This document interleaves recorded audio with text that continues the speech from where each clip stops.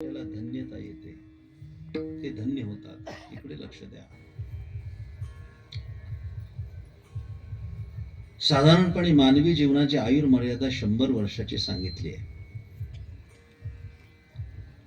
निदान पोथ्यांमध्ये आणि ग्रंथामध्ये तशी तरी आहे. किती जगतात हा भास वेगळा आहे. पण 100 वर्षाच्या आयुर्मानाचं श्रीमद भागवत कथा इथं झाली आहे. श्रीमद भागवत कथेमध्ये चतुर्विध आश्रमाची रचना फार विस्तृत सांगितली आहे. इकडे लक्ष द्या. या 4 भागामध्ये आयुष्य विभागलंय. त्या 4ही भागांचा सांगोपांग विचार सांगतो संक्षेपानं. वय वर्ष 0 ते 25. जरा नीट ऐका आता. वय वर्ष 0 ते 25 ब्रह्मचारी आश्रम. त्या आश्रमातले फारच थोडे लोक इथे येतात आता.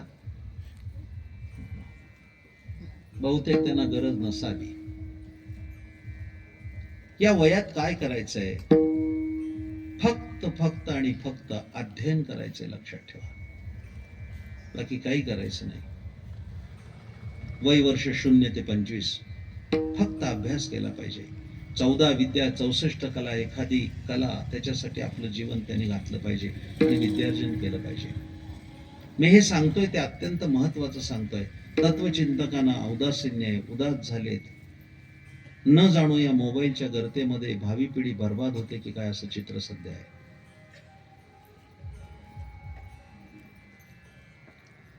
तुम्हाला कल्पना नसेल, पण पुण्याला लहान मुलांच्या हातातून मोबाईल काढून कसे घ्यावेत याचे अभ्यास वर्ग सुरू झाले. हे निश्चितच नांदी चांगली नाहीये. वाचनीय परंपरा संपत चाललेली आहे. 0 ते 25 फक्त अभ्यास केला पाहिजे, हे लक्षात घ्या. मी काही कुणावर टीका करत नाही किंवा तसा माझा स्वभाव पण नाही.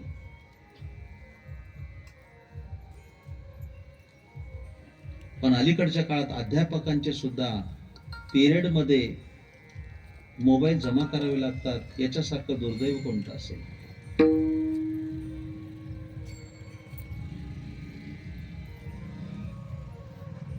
खूप अभ्यास केला पाहिजे. आता हे पखवाज वाजवत आहेत, इतका सुंदर पखवाज वाजवत आहेत. पण मला माहिती आहे, इकडे लक्ष द्या, एका कलेकरता या माणसाने आयुष्य समर्पित केलं, दुसरं काही केलं नाही. एक कला. इतकं सोपं नाहीये की ते पखवाज वाजवायला बसलेत. ते बोल पाठ करणं, ते टाळीत बसवणं, ते घोकणं, ते वाजवणं, त्याचा रियाज करणं. हे उत्तम गातायत. एका कलेसाठी जीवन समर्पित आहे. कोणती तरी एक कला तुम्ही घ्या आणि अध्ययन करा. ते वय वर्ष 0 ते 25 या काळात झालं पाहिजे. लक्षात ठेवा. दुसरा जो वर्ग आहे, दुसऱ्या क्रमांकावर माझ्याकडे लक्ष द्या, तो आहे गृहस्थ आश्रमी माणसाचा. ही 100 वर्षाची मर्यादा सांगत 0 ते 25 ब्रह्मचारी आश्रम. 25व्या वर्षी त्याने विवाहबद्ध झालं पाहिजे आणि प्रपंचात आलं पाहिजे आणि चांगला प्रपंच केला पाहिजे. हे लक्षात घ्या, चांगला प्रपंच केला पाहिजे. परवाच्या दिवशी माझं सज्जनगडावर कीर्तन झालंय.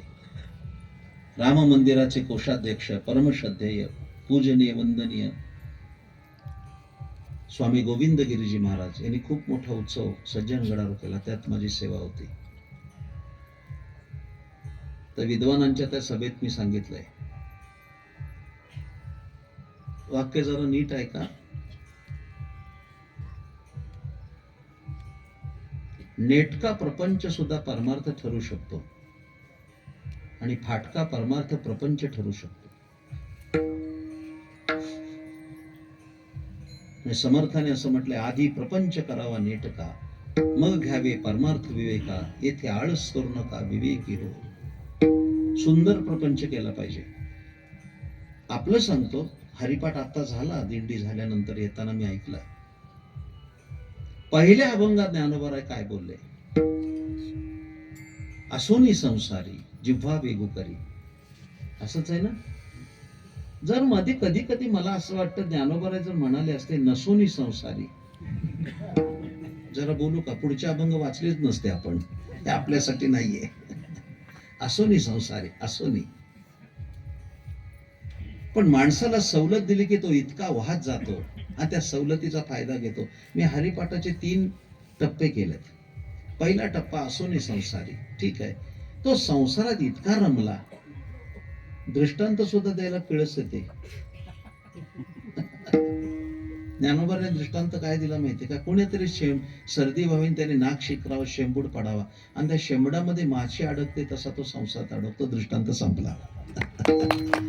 काय संसारात माणसं अडकतात. मी सांगतोय संसार चांगला केला पाहिजे, पण ती इतकी वाहतात त्याच्यात. मी आत्ता येताना बघितलं, रिसेंटली आत्ताचा दृष्टांत. ज्ञानेश्वरचं नव्हतं लक्ष, पण माझं बारीक लक्ष होतं. आम्ही मलकापूर मध्ये निघालो, बाहेर निघता निघता समोर तिथं सब्जी मंडई बघितली. एक नवरा बायको चालले होते, माझ्या दृष्टीने ते टिपले. त्यांच्या हातात पिशवी होती, त्या पिशवीमध्ये कांदे, बटाटे, कोथिंबीर, फ्लावर, गोबी, पिशवी गच्च भरली होती. आणि त्याचा एक बंद पिशवीचा नवऱ्याच्या हातात आणि एक बंद बायकोच्या हातात. आज मला कळालं पिशवीला 2 बंद का असतात. आज मला दृष्टांत कळाला तुमचा. आजचं ज्ञान माझं बरं का. काय प्रपंच चाललाय त्यांचा मला सांगा. आकंठ बुडतात त्या प्रपंचात. केला पाहिजे याच्याबद्दल आमचं दुमत नाही. असोनी संसारी, चांगला प्रपंच केला पाहिजे. अभिजित महाराज मी गडावर सांगितले 3 टप्पे, 3 टप्पे. इकडे समर्थाने सांगितलेले 3 टप्पे. असं काही नियम नाही की वारकऱ्यांनी दासबोध वाचू नये. आता ही चांगली भूमिका पहिल्यांदा पार पडली की वारकऱ्यांनी दासबोध वाचला पाहिजे आणि समर्थ सांप्रदायिकांनी ज्ञानेश्वरी वाचली पाहिजे. उद्याचा काळ चांगला असेल. 3 मुद्दे सांगतो तुम्हाला, फार मोठे मुद्दे आहेत. 3 कॅटेगरीज. परमार्थ न करता नुसताच प्रपंच केला तर काय होईल. ऐकताय ना नीट? तू पण ऐक. लग्न झालंय का? होईल. पुढे तुला कामाला येईल. नुसताच प्रपंच केला तर काय होईल. कलम 1. नुसताच परमार्थ केला तर काय होईल. ऐकताय ना? लक्षात ठेवा. परमार्थ न करता नुसता प्रपंच केला तर काय होईल. प्रपंच सोडून नुसताच परमार्थ केला तर काय होईल. आणि प्रपंच आणि परमार्थ दोन्ही चांगले केले तर काय होईल. 3 मुद्दे आहेत. तिघाची फलश्रुती सांगतो. मला माहिती आहे कोणी सांगणार नाही. मी तर सांगतोय दासबोध 200 समास आहेत. 20 दशक 200 समास. नाही 200 वाचता आले 2 समास तर वाचा. एक उत्तम पुरुष लक्षण आणि दुसरं मूर्ख लक्षण. निदान कळेल तरी आम्ही कोणत्या कॅटेगरीत आहे. उत्तम पुरुषाच्या एका मूर्खांच्या यादीत आहे. आता 3 मुद्दे सांगतो. परमार्थ सोडून नुसताच प्रपंच केला असे लोक आहेत जे भजनाला नाही, कीर्तनाला नाही, एकादशी त्यांच्या कॅलेंडरलाच नाही, करण्याचा संभवच नाही. असे जे लोक आहेत नुसताच प्रपंच करणारे, त्यांचं काय होईल. समर्थ फार सुंदर लिहितात. समर्थ म्हणाले, परमार्थ सांडोनी प्रपंच कराल तर यमयातना भोगाल. इंडिकेटर दिलाय. आणि मग ज्ञानोबा काय वेगळं सांगतात. यमाचा पाहुणा प्राणी होय, यमाचा पाहुणा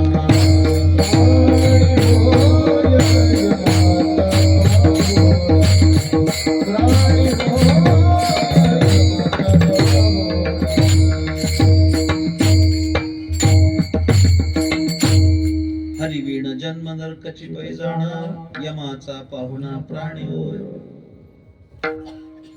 उगीच माणूस नुसता प्रपंच केला तर तो यमयातना भोगाल. आता पुढे ऐका, दुसरी कॅटेगरी फार खतरनाक आहे, ऐकायला पण जड आहे.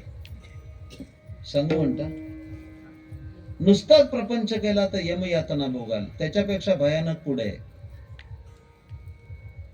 प्रपंच सांडोनी परमार्थ केला तरी अन्न मिळे ना खायाला, मग तया करंट्याला परमार्थ कैसा.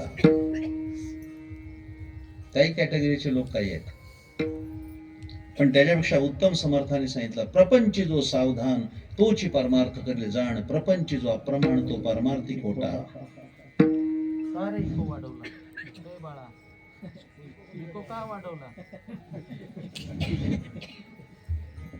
तुझा आज आहे, मला रोज आहे.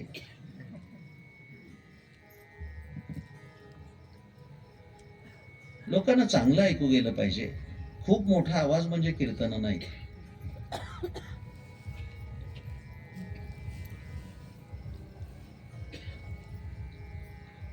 50 पर्यंत एकदम सुंदर प्रपंच करायचा. हे तुम्हाला मी सोल्युशन घेऊन आलोय जीवनाचं. 50 पर्यंत सुंदर प्रपंच करायचा. जरा स्पष्ट शब्दात सांगू का, ज्याला बायको सांभाळता येत नाही ते देव काय सांभाळणार. पंढरपूरच्या वारीत मी सांगितलंय महाराज, आता वारकऱ्यांना, हजारो वारकरी कीर्तनाला होते, मी त्यांना सांगितलं वारीला आलाय, जाताना 10 रुपयाचे मुरमुरे घेऊन जाऊ नका, बायकोला चांगली साडी घेऊन जा. मी सांगितलंय चांगली साडी घेऊन जा. का विचारा, का विचारा की का म्हणून. अरे साडी घेऊन जा, गेल्या गेल्या म्हणेल 4 वाऱ्या करा, नुसती आषाढी करू नका, कार्तिकी करा, मागे करा. बरं वाटलं का नाही तुम्हाला.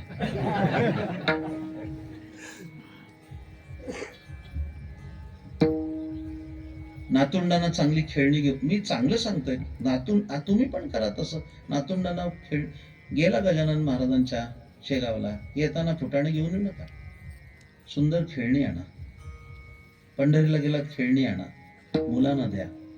काय पार्श्वभूमीवर, अरे आमचे सगळे ख्रिस्ती बांधव 24 डिसेंबरला मुलं झोपली की त्यांच्या उशाला खेळणी ठेवतात. सकाळी मुलं उठतात, खेळणे बघून हरकतात, विचारतात कुठून आली खेळणी. ती माणसं सांगतात रात्री जीजस आला होता, येशू ख्रिस्त आला होता, त्याने तुला हे खेळणं दिलं. धर्माची अभिरुची वाढते त्या मुलांच्या. वारीवर न जाताना खेळणं घेऊन जाऊन त्याला सांगा विठोबाने तुला खेळणं दिलंय, नाही वारीला गेला तर माझं नाव बदलून ठेवा. हे तुम्हाला रुजवावं लागेल पुढच्या पिढीमध्ये. धर्माच्या भावना.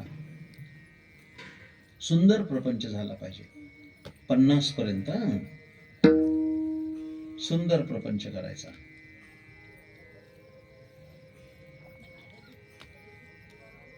किती महाग होऊ दे, बायकोच्या अंगावर भरपूर सोनं नाणं असलं पाहिजे. त्याला लंकेची पार्वती करू नका. सुंदर प्रपंच करायचा. 50 नंतर अलगद संसारातून बाजूला व्हायचा.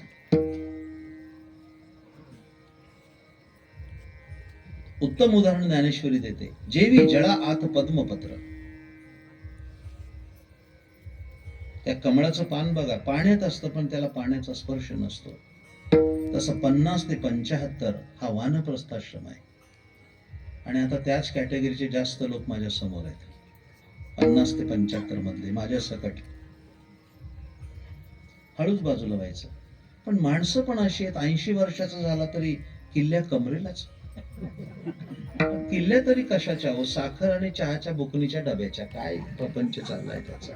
काय 5-50 तोळे सोनं असेल तर मान्य करू आम्ही, एवढं गुंतू नाही. अलगद बाहेर निघायचं. आयुष्याची संध्याकाळ आली आहे. आता स्वतःच्या उद्धाराची तयारी आपणच केली पाहिजे. म्हणजे याचा अर्थ असा नाही की आज कीर्तन ऐकलं की उद्या लंगोटी लावून कुंभमेळ्यात जायचं. वानप्रस्थ याचा अर्थ काय, जरा इकडे लक्ष द्या.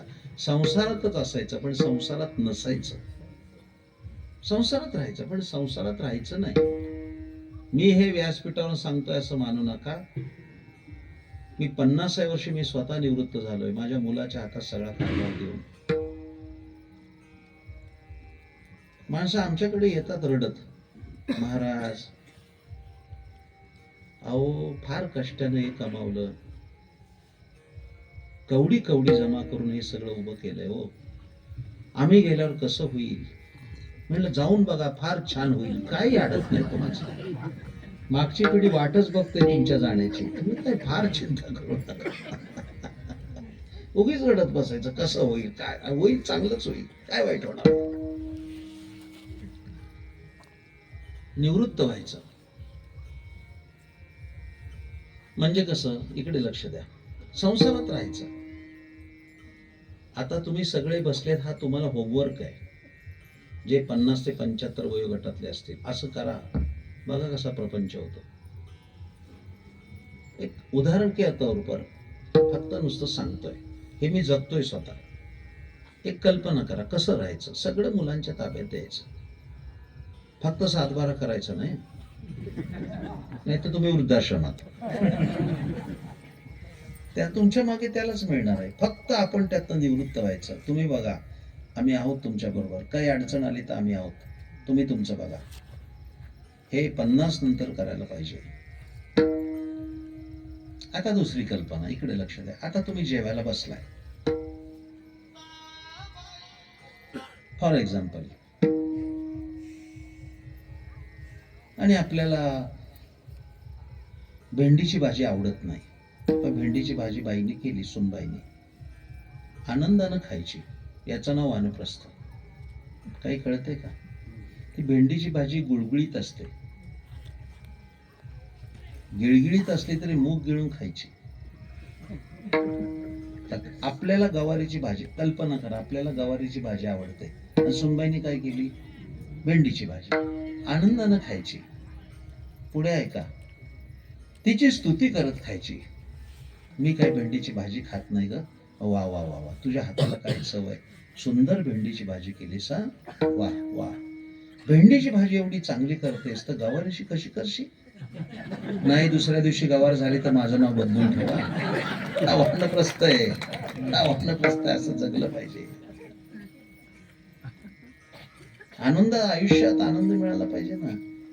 पुढे सांगू, पुढचं वाक्य, त्या मुलीने माहेर जाऊन सांगितलं पाहिजे, दादा तुम्ही अशा घरात दिली, माझा सासरा तुमच्या बापापेक्षा जास्त प्रेम करतो, अशी प्रतिक्रिया तुमची तिकडे गेली पाहिजे. याचं नाव वानप्रस्थ आहे. एकदम बेकार खडूस सासरा आहे, अशी प्रतिमा जाऊ नये तिकडं. फार सुंदर आनंदानं जगायचं. आज जगण्यातला आनंद तर शिका. आणि हे 75 पर्यंत झाल्यानंतर, 75च्या नंतर शांतपणानं संन्याशी व्हायचं. म्हणजे काही भगवं धारण करायचं असं नाही. मला वेळ नाहीये, पण ज्ञानेश्वर महाराजांना एवढा दुसरा तत्ववेत्ता झाला नाही ज्यांनी संन्यासपणाची व्याख्या सांगितली.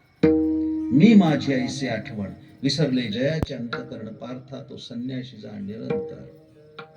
75 नंतर हळूच मोकळं व्हायचं. जरा एक वाक्य सांगू तू करायचं. बरवे झाले आजीवरी, नाही पडलो काळाचे आहारी, वाचून आलो येथवरी, उरले ते हरी तुम्हा समर्पण. आता देव माझा आणि मी देवाचा, हे 75 नंतर झालं पाहिजे.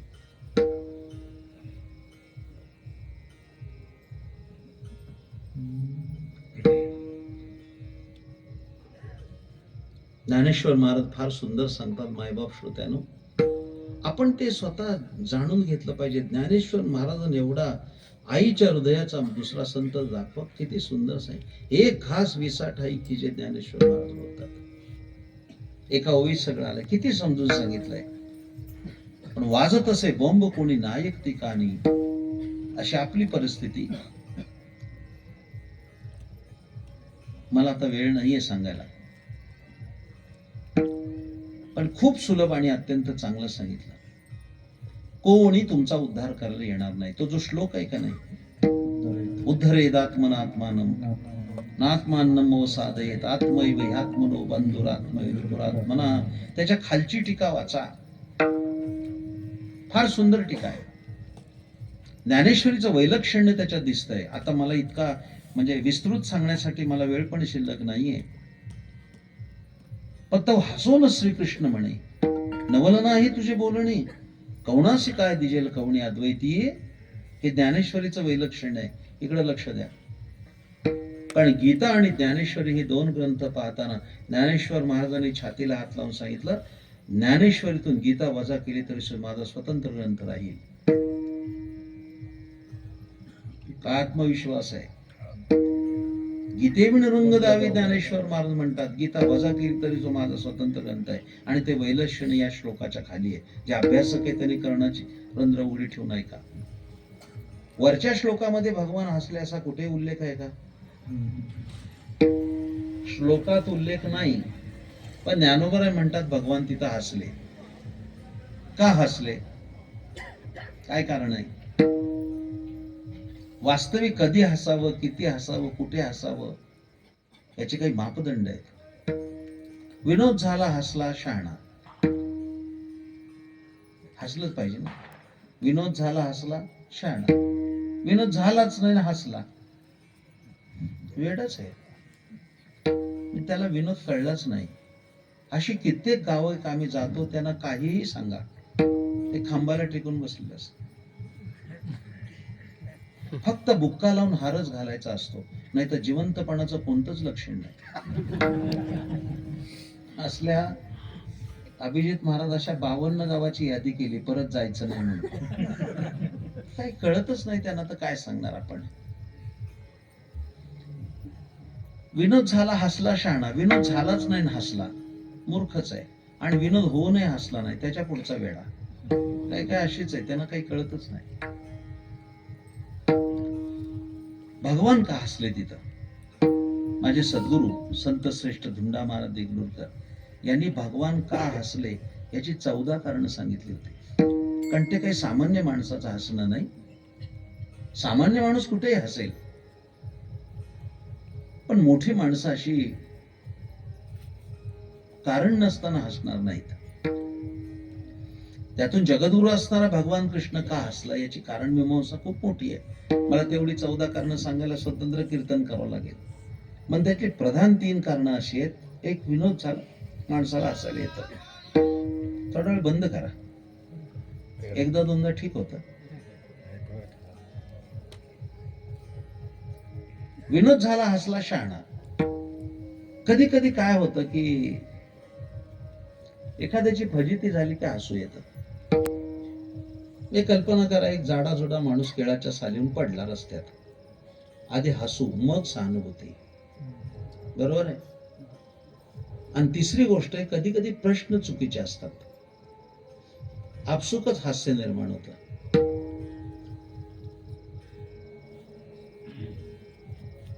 उदाहरणार्थ एखाद्या फर्म मध्ये नोकरीसाठी वॅकन्सी असेल, मुलं दिली, इंटरव्ह्यूला गेली, आणि इंटरव्ह्यू जे घेत होते ते अल्पशिक्षित, ते मॅट्रिक पास.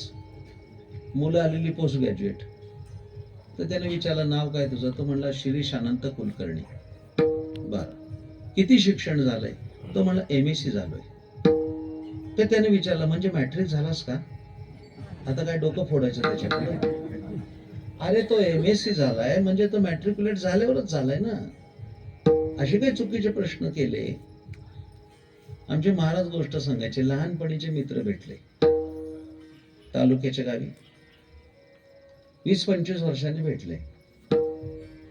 जरा बघितलं एकमेकाला, काही ओळख पटली नाही, पण वाटलं याला बघितलंय. मग आठवलं की हा आपला मित्र आहे. मग तो जवळ गेल्यानंतर म्हणला, केशवराव का तुम्ही? कारण अचानक धडक विचारता येत म्हणजे केशवराव का? तर म्हणले, हो केशवराव. त्याने याच्याकडे बघितलं, तुम्ही वामनराव वाटतं? हो म्हणले, वामनराव. आपण एका वर्गात होतो? हो होतो की.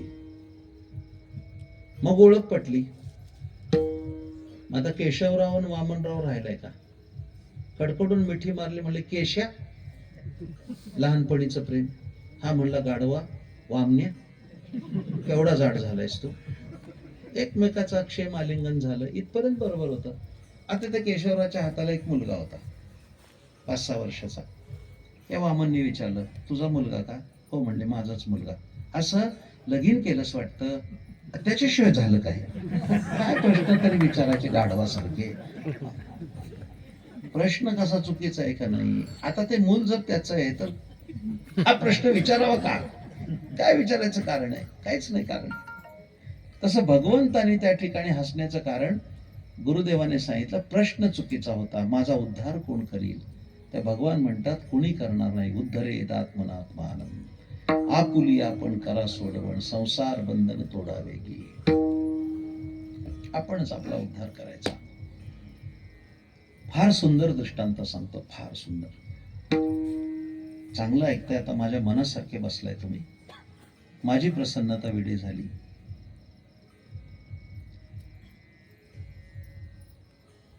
जुना दृष्टांत आहे.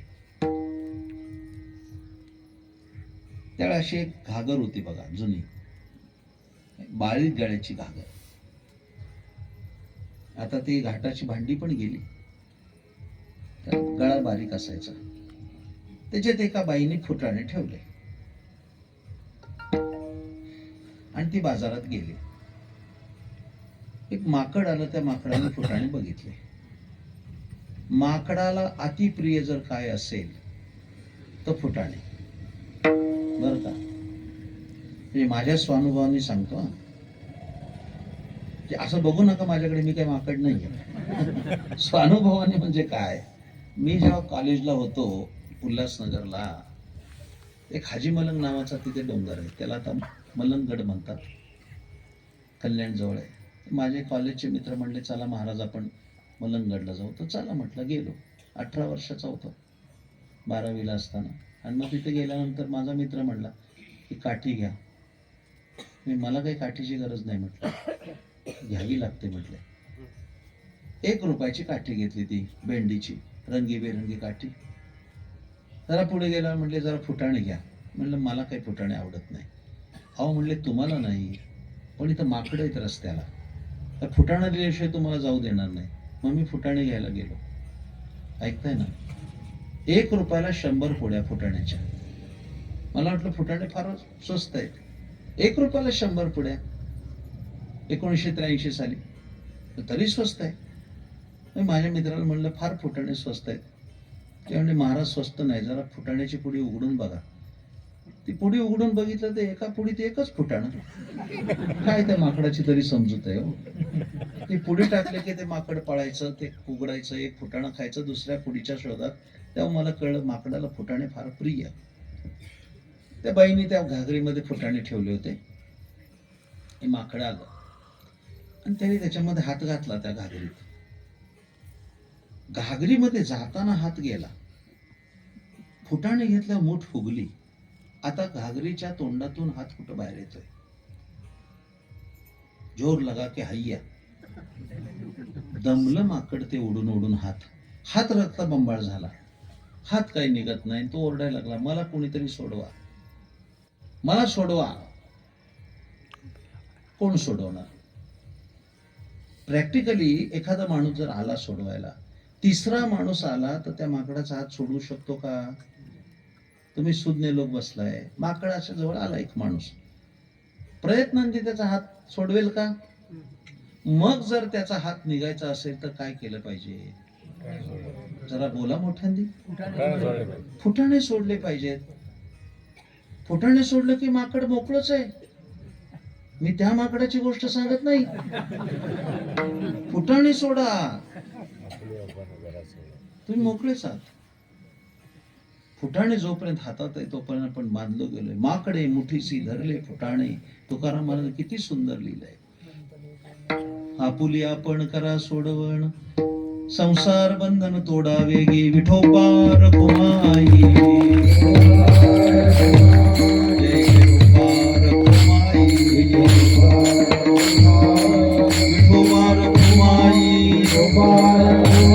जय विठोबा रखुमाई, विठोबा रखुमाई, विठोबा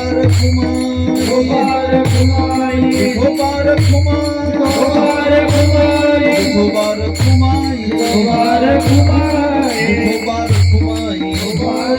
जय विठोबा रखुमाई. बोला कुंडलिक वरदा हरी ज्ञानदेव.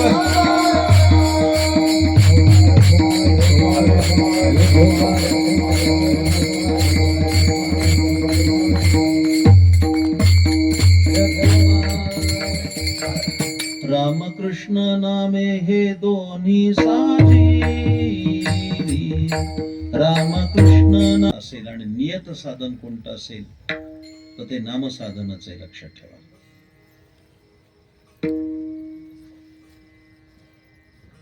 अनेक भक्तिपंथ आहेत जगात. मी तर शेकडो कीर्तनात बोललोय, शेकडो.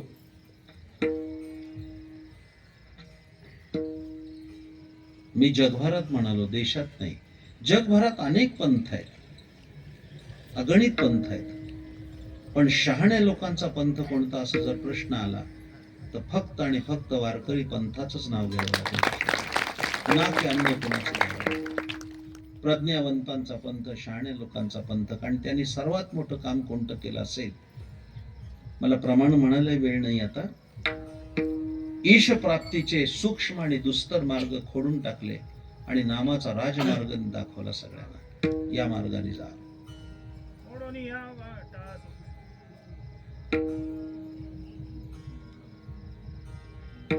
कर्म सूक्ष्म आहे आणि योग दुस्तर आहे.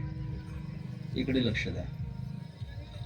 कर्म किती सूक्ष्म आहे आता सांगितलं तर कदाचित अडचण होईल, आपल्यालाच आपली होईल. सामान्यपणानं आचमन करायचं झालं तर आचमनासाठी एक उडीद भिजेल एवढंच पाणी घ्यावं असा निर्णय आहे. कमी अधिक झालं तर सुरापानाचं पाप आहे, दारू पिल्याचं पाप आहे. सांगितलं उद्याच अडचण होईल, पण सांगितलं पाहिजे. देवपूजेसाठी आपण फुलं घेतली आणि रस्त्याने चाललो, कोणी आलं रस्त्यात, त्याला जर नमस्कार केला तर त्या फुलाचं निर्माल्य होतं, ती चालत नाही देवाला. आम्ही मंडईतून फुलाची पिशवी घेऊन 100 लोकांना रामराम करीत येतोय. इतकं कर्म सूक्ष्म आहे. काही काही माणसं तर सकाळी मॉर्निंग वॉकला जातात आणि दुसऱ्याच्या बागेतली फुलं चोरून आणतात. मी सकाळी फिरायला जातो ना, त्यावेळेस मी बघतो काही काही माणसं कॅरी बॅग घेऊनच जातात. त्या बागेतली तोडत्या. एकाला मी बघितलं फुलं तोडताना, मी त्याला म्हणलं, अहो त्या मालकाने फुलं लावली तुम्ही तोडताय, त्याला पूजेला लागत असतील, त्यांनी व्यवस्था केली, निदान घ्यावं तर विचारून घ्यावं. मी म्हणलं विचारून घेतली. मी म्हणलं कुणाला? तो म्हणला मी झाडालाच विचारलं. काय डॅम्बिस माणूस असेल मला सांगा. अशी फुलं नाही चालत. हे कर्म सूक्ष्म आहे आणि योग इतका दुस्तर आहे की न सांगितलेला बरा. यम, नियम, आसन, प्राणायाम, प्रत्याहार, धारणा, ध्यान, समाधी हे अष्टांग योग साधना आहे. यम नियम तुम्ही कदाचित कराल. आसनाच्या बाबतीत काय, आज सांप्रत काळ असा आहे की 2 तासाच्या कीर्तनात आम्ही 84 आसनं बदलतो. तो काय आसनं करील, तो कसा योग करील? पाहुणा गेल्यानंतर आधी कमोड विचारतो, तो काय योग करणार, तो काय योग करणार? करू शकत नाही. नामाचा राजमार्ग तुमच्या आमच्यासाठीला. नाम श्रेष्ठ आहे, सगळ्यात श्रेष्ठ आहे. खरं तर संतांचे अभंग खूप खूप बारकाईने अभ्यासले पाहिजेत. ते अभ्यासले जात नाही, त्यामुळे कळत नाही माणसाला. किती सुंदर ज्ञानोबाने सांगितलंय. गाते श्रोते आणि पाहते, गाते श्रोते आणि पाहते,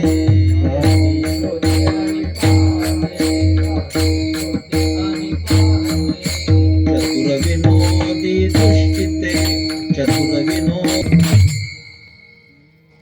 8 लोक सांगितले ते. 8 गाते श्रोते पाहते, चतुर विनोदी दुश्चिते, सोहम भावी, सोम साधन करणारे आणि पूर्ण ज्ञाते. या सकळासी विनवणी करा विठ्ठल स्मरण. पूर्ण ज्ञानी झाला तरी सुद्धा त्याला नामस्मरण करणं अनिवार्य आहे. इकडे लक्ष द्या. प्रश्न असा आहे की कोणतं नाम घ्यावं, हाही प्रश्न शिल्लक आहे. तो प्रश्न निकाली लावला आहे. राम कृष्ण नामे हे दोन्ही साजिरी, हे ज्ञानोबराचं मत आहे. साजिरी या शब्दाचा आता वेळ नाहीये मला सांगायला, वेळ संपलाय. साजिरी या शब्दाचा अर्थ सुंदर. 2 नावं सुंदर आहेत, राम आणि कृष्ण. जग में सुंदर है 2 नाम, चाहे कृष्ण कहो या राम. राम सुंदर, कृष्ण सुंदर. आता सांगायला मला वेळ नाही. सौंदर्याचे मापदंड वेगवेगळे आहेत. जरा बोलू का, ऐकताय बरं? सौंदर्य वस्तूच नसतं, ते दृष्टीत असतं. ती दृष्टी सगळ्याला नसते. आणि इथल्या पुरतं सांगायचं तर भारतामध्ये सौंदर्य कसं आहे माहिती का, सांगू का? भारतामध्ये सौंदर्य म्हणजे काय, गौरवर्ण हा भारतात सौंदर्याचं प्रतीक आहे. बरोबर आहे का चूक आहे?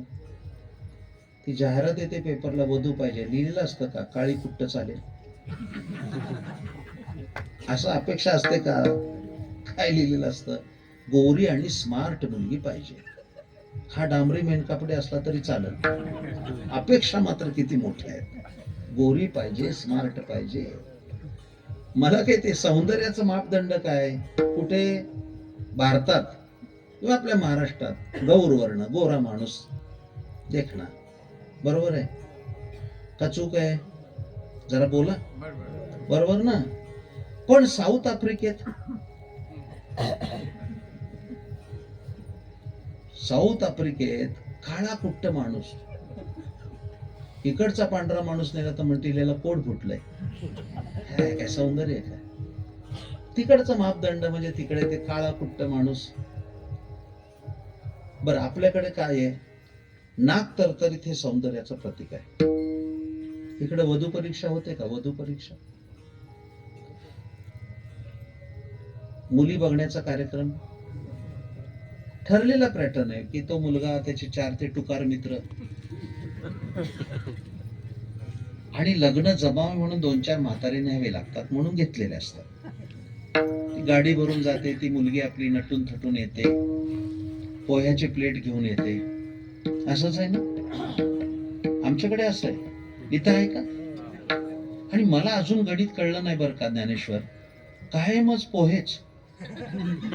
युगानुयुग मेनू पण बदलला नाही. कधी ढोकळा नाही, कधी इडली नाही, कधी वडा नाही, कायमच पोहे. एकाने विचारलं, पोहेच का महाराज ते? म्हटलं बाबा, पोरगी भागवत ऐकत असेल आणि भागवतात तिने ऐकलं की पोहे दिल्यावर सोन्याचा गाव मिळतो. आपण पोहे दिले तर 10-5 तोळ्याला मरण नाही. ती पोहे घेऊन येते पोरगी, ऐक नाही. आणि मग ते सगळे लोक बघत असतात. तो मुलगा मुलीकडे बघतो, बाकी सगळे पोह्याकडे बघतात. 2-2 प्लेटा हाणतात. आणि ते बघाबघीचा कार्यक्रम झाल्यावर मग गाडीत बसलं की पहिला प्रश्न, कशी होती मुलगी? त्यातला बुजुर्ग माणूस, काय मुलगी देखणी आहे, नाक तर चाफ्याची कळी, सौंदर्याचं प्रतीक. नाक सरळ असणं सौंदर्याचं प्रतीक. पण चीन मध्ये जेवढं नाक चपट ती ब्युटी क्वीन. तिचं नाक बसलंय, ती ब्युटी क्वीन. कल्पना करा की तिकडची एक ब्युटी क्वीन इकडे आणली भारतात आणि दाखवलं ही तिकडची ब्युटी क्वीन आहे, तर इथल्या बायका म्हणतील तिच्या म्हशीवर म्हशीने पाय दिलाय नाकावर, ती चांगली कशी म्हणायची? त्यात नाही पटणार नाही. सौंदर्याचे काही मापदंड ठरलेत ना.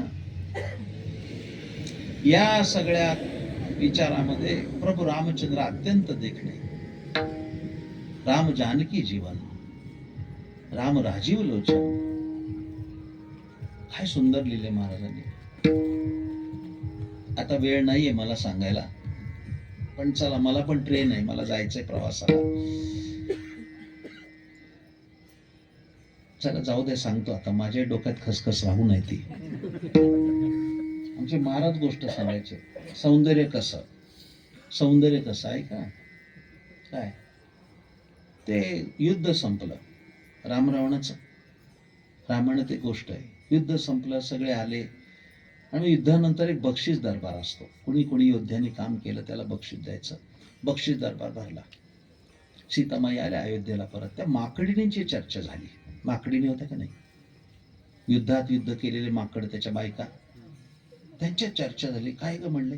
सीता फारच सुंदर आहे. हो म्हणले, फार सुंदर आहे असं ऐकू नये, चला आपण बघायला जाऊ.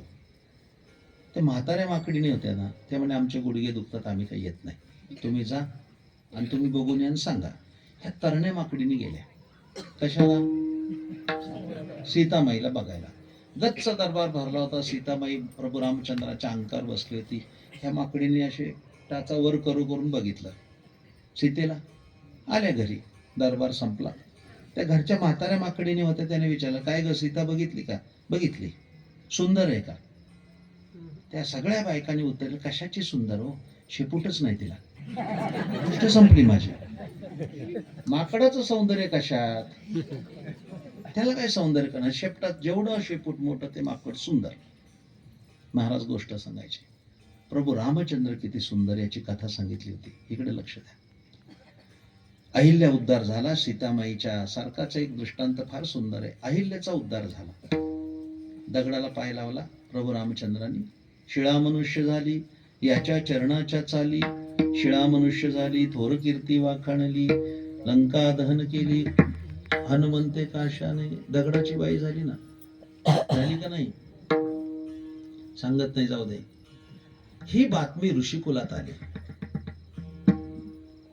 की रामाने प्रभू रामचंद्राने एका दगडाला पाय लावला आणि त्याची बाई झाली. त्या ऋषिकुलातले जे ऋषीमुनी होते त्यांना पण लग्न करायची इच्छा होती, पण यांच्या दाढ्या वाढलेल्या आणि पिवळ्या धमक झालेल्या, कोण पोरी देणार त्यांना. त्यांना वाटलं हे प्रोडक्शन चांगलं आहे रामरायाने काढलेलं, दगडाला पाय लावलं की त्याची बाई होते. आपण पण असं करू, एक एक दगड घेऊन जाऊ, रामरायाला पाय लावायला सांगू आणि त्याची बाई झाली तिच्याशी लग्न करू, असा ठराव झाला. आणि सगळ्या ऋषीमुनींनी एक एक दगड घेतला डोक्यावर आणि दगड दिंडी आली. अर्थात सगळ्या ऋषीने आपापल्याला सोसेल असा दगड घेतला आणि त्याला माहिती आहे त्याच्याशी संसार करायचा आहे पुढे, त्या मापातच त्याने ती दगड घेतली. तुम्हाला चांगलं कळतंय, खुलासा करावा असं वाटत नाही. ते दगडी घेऊन आले दगडदिंडी, आणि दगडदिंडी आली. प्रभू रामचंद्राने चित्रकूटावर बघितले, काय झाली भानगड, एवढे कसे काय आले. ते सगळे स्तब्ध झाले रामरायाला बघून, दगडी तसेच स्तब्ध झाले. लक्ष्मणाने एका ऋषीला असं जाग केलं, ओ मुनिवर. ते जागे झाले, कशाला आला होता. सगळे भानावर आले. आणि मग त्या थोरल्या ऋषीने सांगितलं की रामराया, आम्ही आलो होतो, तो दगडाला पाय लावला आणि बाई झाली. आमच्या डोक्यात असं होतं की आम्हाला पण लग्न करायचंय, पण आता कोण मुलगी देणार ना. आम्ही असं ठरवलंय दगड न्यायचा, त्याला पाय लावायचा तुझा, त्याची बाई झाली की तिच्यावर लग्न करून संसार करायचा. प्रभू रामचंद्र हसले, म्हणले लावू का दगडाला पाय, ठेवा दगडी पाय लावतो. ते म्हणले आता नको. म्हणले का. तुला बघेपर्यंत वाटत होता संसार करावा, पण तू इतका सुंदर आहे की तुझ्याशीच विवाह करावा, संसार करावा, इतका सुंदर. तो दृष्टांत सांगतो. योगी ज्याच्या रूपावर भाळले तो राम किती सुंदर असेल. आणि भगवान कृष्णाचं तर बोलायलाच नको. अखिलम मधुरम असं आचार्याने त्याचं वर्णन केलं. मग राम आणि कृष्ण ही दोन नामं सुंदर आहेत. हृदय मंदिरी स्मराकारे वर्णन केलंय. ज्ञानेश्वर महाराजांना प्रश्न विचारला की महाराज, तुम्ही म्हणताय की या रामकृष्ण नामाने तुमचा उद्धार होईल, तुमचा स्वतःचा अनुभव काय, काय अनुभव आहे? हे शेवटच्या चरणात सांगितलंय. रामकृष्ण मारा ज्ञानदेवा देवा,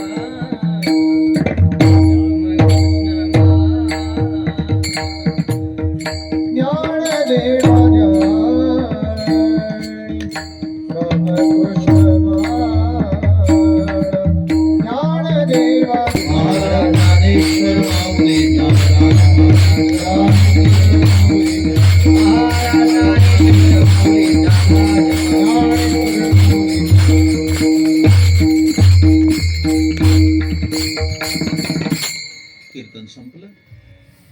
भागवत कथेचा उत्तम आयोजन या ठिकाणी झालं. ज्ञानेश्वर महाराजांची प्रकृती ठीक नव्हती, टायफॉइड झाला. टायफॉइड जरी झाला तरी सुद्धा हा समारंभ झाला पाहिजे याच्यासाठी आजारपण बाजूला देऊन धावत राहिले. त्यांनी त्यांच्या प्रकृतीची काळजी घ्यावी. पुढील काळात त्यांच्याकडनं भगवत सेवा घडो. आपणही सर्व उपस्थित भक्त भाविक सर्वांना माझं सांगणं आहे की वाईट खाऊ नका, वाईट पिऊ नका, परस्त्री पाप नजरेने पाहू नका. दररोज आंघोळ करा, तुळशीला पाणी घाला, एकादशीला उपवास करा, जय जय रामकृष्ण हरी मंत्र म्हणा. आळंदी, पंढरी, देहू, त्र्यंबक, शेगाव आदी संत तीर्थांची वारी करा, सुखाने संसार करा. आणि हे सगळं करण्यासाठी गळ्यामध्ये तुळशीची माळ घाला. त्याच्यासारखा आनंद कशातच नाही, हे लक्षात ठेवा. आपल्या आयुष्याचं जर कल्याण करून घ्यायचं असेल, मी काय म्हणतो ऐका. या जन्मात आम्ही संत होऊ शकत नाही, पण संतांचं तर होऊया. हे तर आपल्या हातात करण्याची गोष्ट आहे. संतांचं होऊया, ज्ञानोबा तुकोबाचं होऊया. 5 गोष्टी तुमच्याकडे असल्या पाहिजे, ते कमावण्याचा प्रयत्न करा. 5 गोष्टी. एक, उत्तम प्रकृती. तुम्ही सुदृढ असलं पाहिजे. दुर्दैवाने येणारी पिढी ही अत्यंत कृश निघाली आहे. उत्तम प्रकृती. 2, पुरेशी संपत्ती. पैसा पाहिजे. कफल्लक माणसाला या जगतात शून्य किंमत आहे. उत्तम प्रकृती, 2, पुरेशी संपत्ती, 3, संस्कारित संतती, 4, संताची संगती आणि 5, ईश्वराची भक्ती. या 5 गोष्टी ज्याच्याकडे तो जगाचा सगळ्यात मोठा माणूस आहे. तो मिळवण्याचा प्रयत्न करा. मुलांना चांगलं शिकवा. उद्याचा काळ हा अत्यंत आव्हानाचा आहे. आपण पालक म्हणून त्या सगळ्या गोष्टी प्राधान्याने केल्या पाहिजेत. परमार्थाला सुद्धा सामाजिक भान असणं गरजेचं आहे. आरंभी लोकांना वाईट वाटलं असेल की यांनी करणी बंद करायला लावले, आवाज कमी करायला लावला. 10वीच्या परीक्षा चालू आहेत, 12वीच्या परीक्षा चालू आहेत, मुलं अभ्यास करतायत. आपल्या पारमार्थिक जीवनाचा त्यांना अभ्यासात व्यत्यय येता कामा नये, तेवढं तरी आम्ही सामाजिक भान ठेवलं पाहिजे. ते पालक तुमच्याकडे येतील, तुमचा परमार्थ चाललाय, पण मुलांच्या परीक्षा आहे, आजारी माणसं असतात, त्यांना विश्रांतीची गरज असते बरं का. या सगळ्या गोष्टी आम्ही लक्षात ठेवल्या पाहिजेत. जरा बोलू का? परमार्थाचा सुद्धा क्लेश होता कामा नये, असा परमार्थ आनंद देतो. लक्षात ठेवा. क्लेशकारक परमार्थ आनंद देत नाही. परमार्थ करताना पण क्लेश नाही झाले पाहिजे, ते कायम लक्षात ठेवलं पाहिजे. मी आलो खरं म्हणजे ज्ञानेश्वरसाठीच आलो. मी नाही म्हणून सांगितलं तर मला काही शक्य नाही आहे. पण पुन्हा मीच फोन केला की आता ह्या तपपूर्ती आहे, 12व्या वर्षाचा उत्सव आहे. मागील कालखंडात पाऊस पडल्यामुळे आपण गेलो नाही. मला त्यांच्याविषयी, मला आता रात्रभर प्रवास करून सकाळी पुण्याला पोहोचणं आहे. घरातलंच लग्न आहे, पण तरी सुद्धा मी आदल्या रात्री इथपर्यंत आलोय. म्हणजे ज्ञानेश्वर मानकर हे अत्यंत चांगलं व्यक्तिमत्व आहे. त्यांनी पण पुढील काळात अत्यंत चांगल्या पारमार्थिक जीवनाचा मापदंड दाखवून प्रपंच आणि परमार्थ चांगला करावा. तुम्ही सगळे लोक या समारंभाशी अत्यंत बांधिलकी ठेवून आहात. हा उत्सव अशाच पद्धतीचा होत राहावा. मुलांच्यावर त्याच्यातून चांगले संस्कार होतात, चांगल्या गोष्टी आम्हाला त्यातून प्राप्त होतात. माता भगिनींना पण सांगणार आहे की या संस्काराचं बाळकडू लहान मुलांना द्या, आपल्या पुढच्या पिढीला द्या, तर उद्याचा भारत अत्यंत चांगला असेल. मी आलो, झालेली सेवा संत चरणी समर्पित करून थांबतो. किंबहुना तुमचे केले धर्मकीर्तन हे सिद्धी गेले, येथे माझे जेवरले पायी कपण. जय जय विठ्ठल जय जय.